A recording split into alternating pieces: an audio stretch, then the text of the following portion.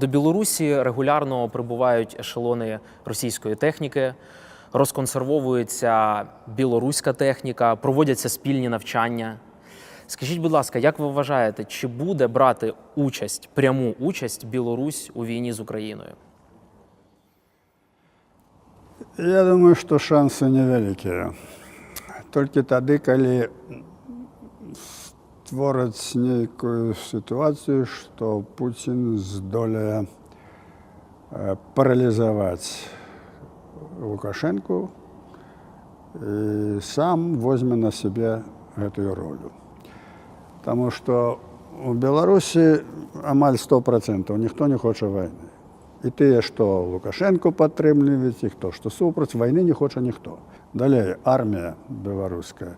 Ну, цяпер цяжка правесці якія сацыялагічныя даследаванні, але тыя прыблізныя пытанні, якія праводзяцца, яны паказваюць, дзе-то 85% у войску ніхто не хоча ваяваць з Украінай.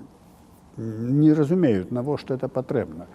Ну, можа, там частка нейкіх генералаў, якія рускія. І таму самой сацыяльнай асновы для гэтага няма. Далей. Лукашенка, які поўнасцю ў руках Пуціна, які фактычна выконвае ролю акупацыйнага адміністратара. У яго вельмі засталіся невялікія магчымасці на нешта ўплываць.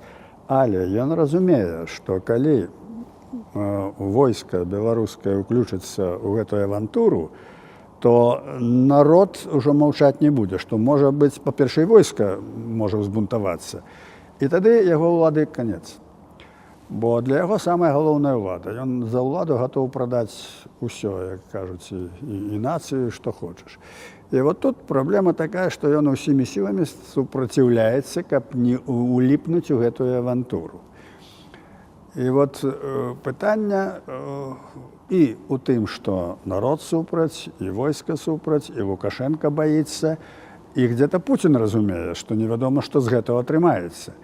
Але небяспека існуе, таму што могуць узнікнуць такія абставіны, што расейцы возьмуць ініцыятыву на сябе.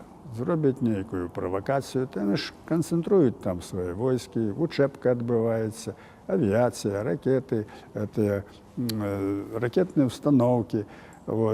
Это як у тэатры, калі на сценцы вісіць ружжо, то оно павінна выстраліць. Так што небяспека ёсць. Яшчэ адзін аспект этого ўсяго. Калі, допустим, будзе самы горшы варыянт, значыцца, рускія нешта справацыруюць, пуцянуць войска. Но варыянты такія. Зараз мы гаворым так. Былі розныя варыянты, што адразу здацца украінцам, каб проста здаваліся цэлымі аддзеламі, не пазбягаць мабілізацыі. А паколькі напружанне ў беларускім грамадстве ўзрастае, і шмат людзей, якія проста зацяліся, яны ненавідзяць гэты рэжым і чакаюць часу. То мы цяпер гаворым так, што ідзіце, будзе мабілізацыя, ідзіце, трэба атрымаць зброю. Як атрымаеце зброю, тады будзе другая размова. Ну і Лукашенка это ведае, яны гэтага баяцца. Так што ў іх такая патавая сітуацыя, як это ўсё зрабіць. Але калі, допустим, пачалася б гэта ўсё, то гэта 99%, што это конец рэжыму.